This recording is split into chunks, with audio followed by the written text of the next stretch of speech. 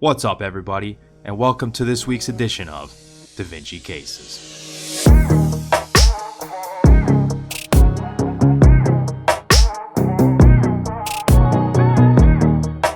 Alright, so the way this works is we've got a clinical case followed by a board-style question. So we're going to go through the question stem, point out the relevant clinical findings, take a look at the question and the answer choices, and then kind of divert for a minute and go through the relevant concepts to answering the question. Then we'll come back and apply those concepts that we went over to answering the question. So a 44-year-old woman presents to the emergency department complaining of vision changes. So we've got a middle-aged woman, she's complaining of vision changes. A number of things could cause vision changes. Could be some kind of vascular problem, it could be a brain tumor, brain abscess, and so it could be a number of different pathology, and so we want to keep reading here to help us narrow it down. The patient relates that her condition started 3 days ago, so it's not like this is some kind of chronic condition that she's been dealing with for months, but it has started fairly recently.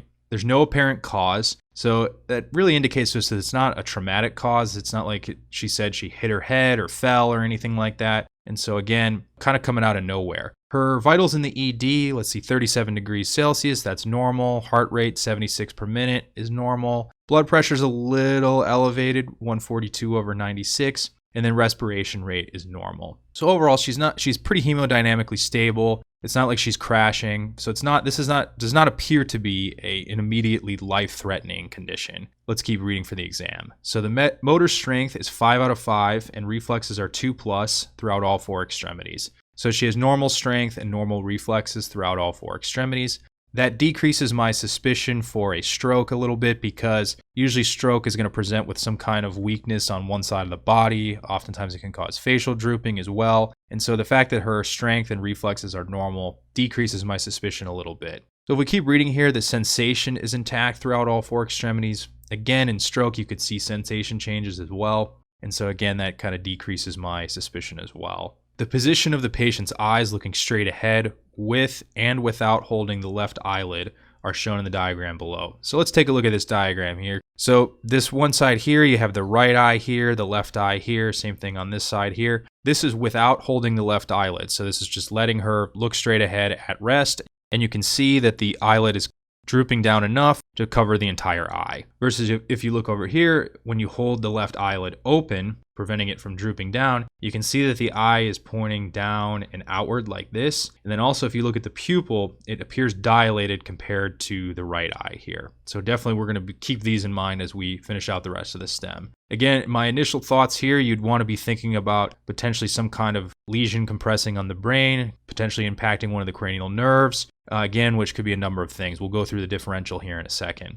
Patient consumes 6 alcoholic drinks per day, so very heavy drinker, smokes 2 packs of cigarettes per day, heavy smoker, and then has a BMI of 35, so she's obese as well. Heavy drinking, heavy smoking, and obesity are all risk factors for cardiovascular disease, stroke particularly, also cerebral aneurysms as well. Past medical history, significant for hypertension and diabetes. These are also significant risk factors for vascular disease. She takes propranolol, which is likely for hypertension, and then metformin, which is for her diabetes. So the differential diagnosis, we're suspicious that it's something vascular that's non-traumatic, and it's causing some kind of compression.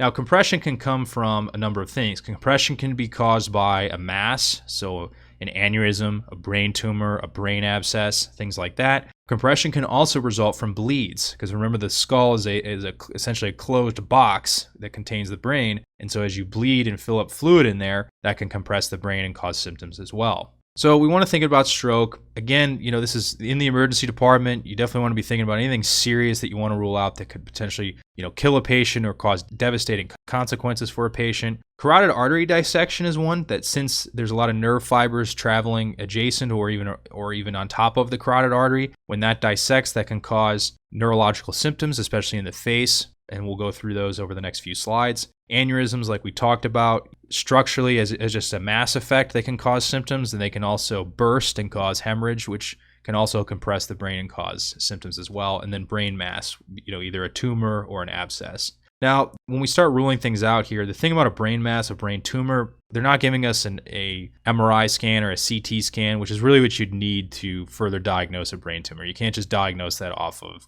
presentation and exam. And so it seems not likely. Again, if you look at the answer choices here, carotid artery dissection, cerebral artery infarction, aneurysm, this is clearly some kind of vascular problem. So you can cut that out here, and then abscess as well. Her temperature is normal. There's no indication that she has some kind of severe infection that could have been leading to, an abscess. She's not immunocompromised, which puts patients at risk for developing abscesses as well. So that is lower down on our list as well. So really what we want to look at here is which of these underlying pathology causes these type of symptoms with the eyes. And so let's go through these in a more detail. Let's get to the root of what causes this, and then we'll come back and go through the answer choices. So if we look at these three key things right here, complete ptosis of the left eyelid, left eye is down and out like this when looking straight ahead, and then the left pupil is dilated. So let's go through each of these. So first, complete ptosis of the left eyelid. So the big thing here is complete ptosis versus partial ptosis.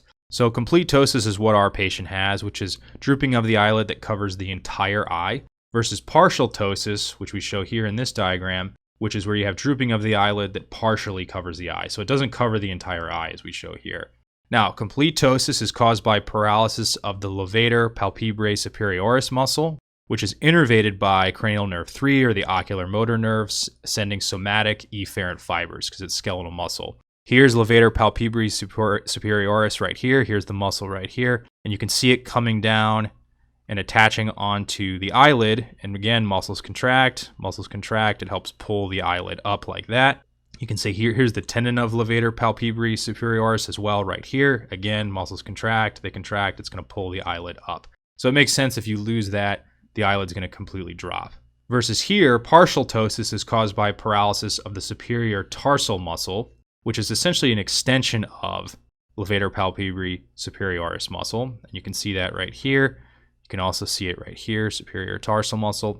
So this essentially aids the levator palpebrae muscle in pulling up the eyelid. And so if you lose this muscle, sure, you're going to have a little bit of drooping of the eyelid, but since you still have the major muscle responsible for elevating the eyelid, it's only going to drop partially, not completely covering the entire eye. And again, this is caused by damage to the cervical sympathetic efferent fibers, which one way you would get damage to these is actually through carotid artery dissection.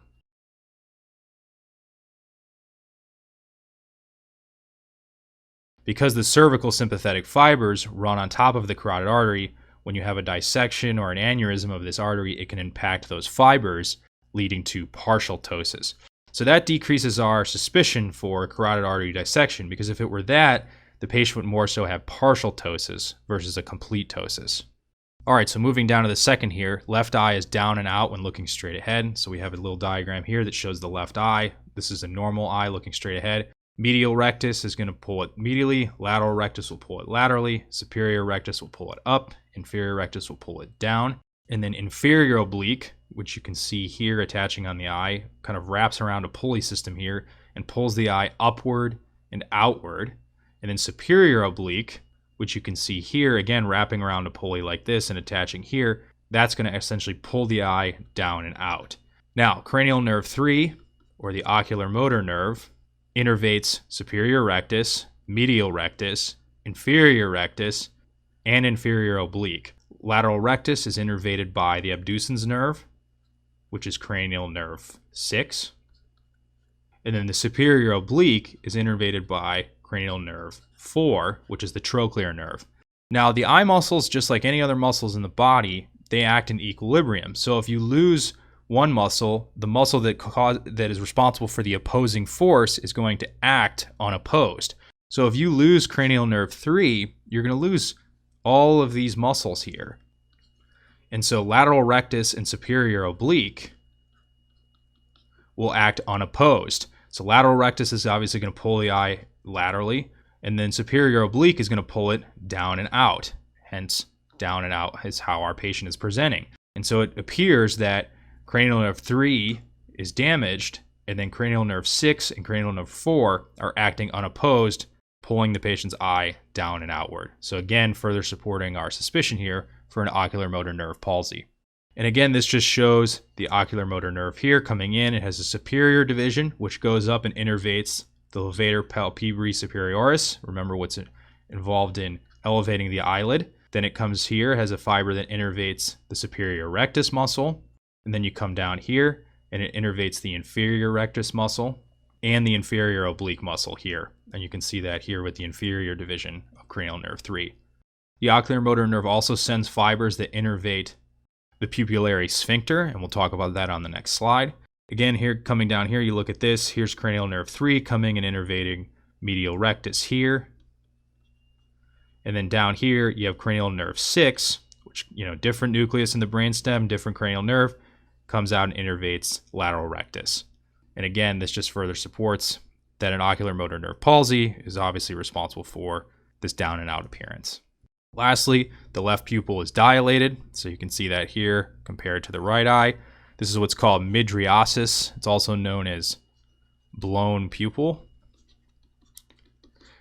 All right, so if we look at this diagram here, this shows innervation of two muscles that act on the pupil.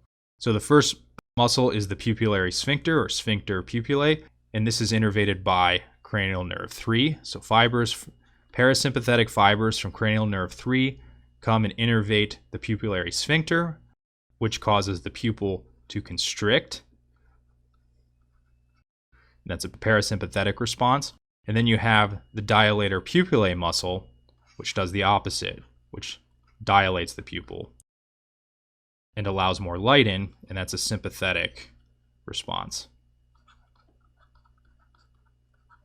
And the sympathetic fibers innervating the dilator pupillae muscle are coming from those cervical sympathetic fibers here, which you see wrapping around the carotid artery here.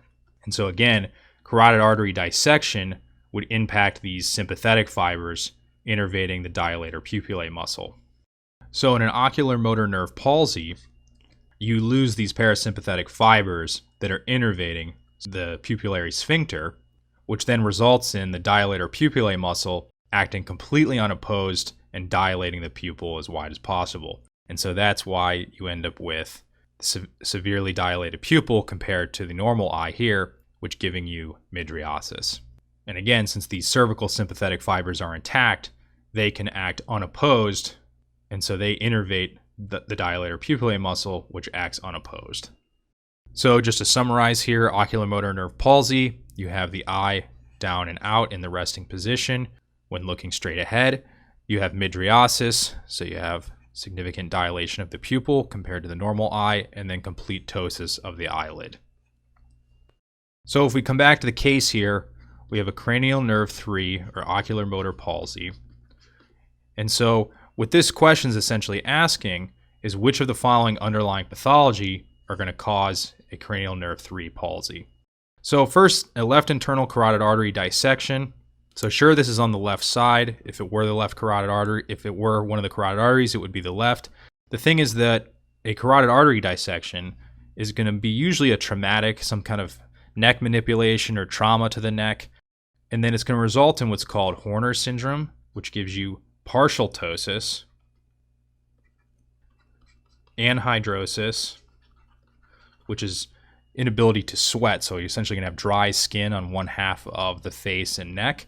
And then meiosis, because you'll lose those sympathetic fibers that are responsible for dilating the pupil. So it's going to be the opposite of here. You're going to have a constricted pupil versus a dilated pupil. And so it really does not seem likely that it was a carotid artery dissection. One, it's the patient didn't experience any trauma, no apparent cause. And then also they have a complete ptosis versus a partial ptosis, which is what you'd see in Horner syndrome. There's no mention of dry skin or anything like that. And then she has a dilated pupil versus a constricted pupil, which would be meiosis. She's also not complaining of headache. And then another thing we'd mention here is that carotid artery dissection can lead to an embolic stroke or secondary stroke. Anterior cerebral artery infarction. So on the right side, it would be causing a left lower extremity weakness, contralateral weakness, mainly in the lower extremity. Her strength is 5 out of 5 in all 4 extremities, so it seems very unlikely that it would be an anterior cerebral artery infarction. Middle cerebral artery infarction, we covered this in the previous Davinci cases. Again, you're going to have contralateral weakness, really of the entire body, but mainly the upper extremity more so than the lower extremity. You're also going to see some facial droop as well with an MCA stroke as well, which this patient isn't presenting with. So that leaves us with, it looks like it's either an aneurysm of the anterior communicating artery or an aneurysm of the left posterior communicating artery. And so we want to answer which one of these is most likely to cause an ocular motor nerve palsy. And so to answer that, we need to look at cerebrovascular anatomy in relation to the anatomy of the ocular motor nerve or cranial nerve 3. So if we look at the arteries, remember the internal carotid artery comes in here and it splits into the MCA, which goes more laterally, and then you have the ACA or anterior cerebral artery, which goes more medially and supplies the medial aspect. And same thing here on this side. This is going to be your MCA on your left side. That's your right side. And that's going to split into your ACA here. And remember, the anterior communicating artery, also known as the ACOM, is going to help form an anastomosis between both anterior cerebral arteries. Then if we come down here in the posterior circulation, so you have the vertebral arteries that come together, and then they form the basilar artery, which is going to travel up the ventral surface of the brainstem, and then that's going to split into the PCA, or posterior cerebral arteries. And then the posterior cerebral arteries are going to anastomose with the MCAs via the posterior communicating arteries here. And so these are known as the PCOM. And so if you look at if there's an aneurysm here in the anterior communicating artery, that's near the frontal lobe. So if it's large enough, it could cause frontal lobe symptoms like cognitive changes or personality changes. This diagram doesn't do a good job of illustrating it, but it could also compress on the optic chiasm and cause what's called a bitemporal hemianopia. And then if we come back here and look at a posterior communicating artery aneurysm, that's right adjacent to our ocular motor nerve. And so something you want to keep in mind is that an aneurysm of the posterior communicating artery can cause a mass effect on the ocular motor nerve, resulting in a ocular motor nerve palsy, which our patient has. So if we come back to the question here, it's not likely an aneurysm of the anterior communicating artery because the cranial nerve 3 doesn't really travel adjacent to the anterior communicating artery. That's more so going to impact the optic chiasm, which could result in that bitemporal hemianopia. Or if it's large enough, it could impact the frontal lobe, which could result in cognitive changes or personality changes. Much more likely to be an aneurysm of the left posterior communicating artery, which then would impinge on cranial nerve 3, giving you cranial nerve 3 palsy. All right, that's all I have for you this week. Make sure you check back every Wednesday for new Davinci cases. In the meantime, subscribe to our channel for more videos, and then be sure to download the PDF notes for this video on our website at dviacademy.com. Also on our site, you can find our book and video packages for anatomy and biochemistry. And if you want to listen to Davinci cases on the go, the audio is available on Spotify. You can also follow us on Instagram for weekly posts and video. And then lastly, if you have any questions about the content of this video or about Davinci Academy, put them in the comments and our team will be sure to answer them. All right, thanks for watching. We'll catch you next time.